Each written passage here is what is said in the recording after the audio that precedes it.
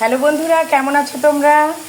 আমি আশা করি তোমরা সবাই ভালো আছো। কিছুদিন আমি অনেক অসুস্থ ছিলাম। আজকে তোমাদের জন্য একটা রান্নার রেসিপি নিয়ে এসেছি, আলুর দম চাট মশলা। তোমরা হয়তো বলবে, দিদি আলুর দম তো খেয়েছি, চাট মশলা আলুর দম আবার এটা কেমন করে রান্না করে? দেখো, আমি একটু কড়াই প্যানে সেই তেল গরম করে এখানে পেঁয়াজ বাটা, রসুন বাটা, তেজপাতা দিয়ে কিছুক্ষণ দেখো লাল করে নাড়াচাড়া করে নেব। আর আলুর দম চাট মশলা যেহেতু নামকরণ হয়েছে, সেহেতু কিছু আলুর দম তো ভেজে রেখেছি। দেখো, তোমাদের দেখিয়ে দিচ্ছি। হলুদ লবণ মেখে কিছুটা আলু আমি এখানে ভেজে রেখেছি। তবে আসো, এই মশলাগুলি লাল লাল হতে হতে আমরা কিছুক্ষণ অপেক্ষা করি। এই তেলে প্রথমে আমি তেজপাতা দিয়েছি, তারপরে পেঁয়াজ বাটা, রসুন বাটা, অল্প একটু আদা বাটা দিয়েছি। দেখো, এটা এই মশলাটা ভাজা ভাজা হতে হতে এখানে আমি অল্প পরিমাণ হলুদ দিয়ে দিলাম। হলুদটা দিয়ে কিছুক্ষণ নাড়াচাড়া করব।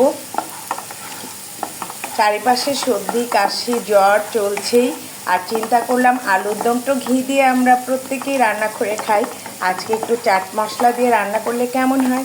একটু টকটকও হবে, মুখে স্বাদযুক্তও হবে। হলুদ দিয়ে এটাকে আমার কিছুক্ষণ নাড়াচাড়া করা হয়ে গিয়েছে।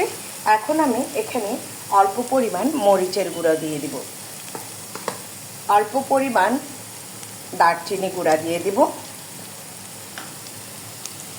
এবং দেখো অল্প পরিমাণ এখানে আমি ধনিয়ার গুঁড়ো অ্যাড করব। ঠিক আছে, দেখো এবার আবার কিছুক্ষণ দেখো নাড়াচাড়া করার পর এই যে বন্ধুরা দেখো ভেজে রেখেছিলাম আলু, সেই আলুগুলিকে এখানে দিয়ে দিব। আলুর দম চাট মশলাটা রান্না করার জন্য আমাদের অবশ্যই চাট মশলা দরকার হবে। আর আলুটা যেহেতু ভেজে রেখেছি, আমাদের এই রান্নাটা বেশি সময়ও লাগবে না। তাহলে আমরা আরেকবার আমি উপকরণ বলে দিই। আলুর দম চাট মশলা রান্না করার জন্য লাগছে ছোট ছোট আলু সিদ্ধ করে রাখা, হলুদ লবণ দিয়ে ভেজে রেখেছিলাম, এবং তেলে তেজপাতা, পেঁয়াজ বাটা, রসুন বাটা, 1 চামচ হলুদের গুঁড়ো, মরিচের গুঁড়ো এবং জিরার গুঁড়ো দিয়ে সেটাকে ভালো করে নাড়াচাড়া করে নিয়েছি। কিন্তু বন্ধুরা, তোমরা কি আমাকে মনে করিয়ে দিতে পারো এখানে আমি কি দেইনি, যেটা না দিলেই আমাদের রান্না সুস্বাদু হবে না? সেটা হচ্ছে লবণ। আর এখন আমি সেই লবণটা দিয়ে দিলাম। দেখো, লবণ দিয়ে আর কিছুক্ষণ নাড়াচাড়া করব, এবং এখন আমি এখানে এই বাটি পরিমাণ পানি দিয়ে দিব। পানি দিয়ে এটাকে আমি ঢেকে দেব। এবার যে কাজটি করব সেটা হচ্ছে চাট মশলা। যেহেতু আলুর দম চাট মশলা, সেহেতু চাট মশলা তো দিতেই হবে। তবে আসো, এটাকে একটু সিদ্ধ হতে নেই।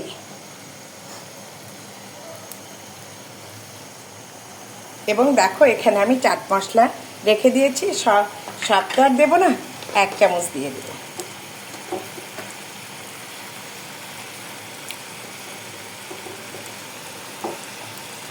দেখো, 1 চামচ চাট মশলা দিয়ে দিলাম। আর চাট মশলা দিলে তোমাদের এখানে ঘি দেবার কোনো প্রয়োজনই হবে না।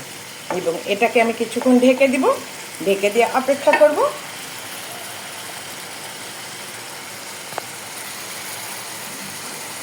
অল্প সময় এটাকে ঢেকে দিব।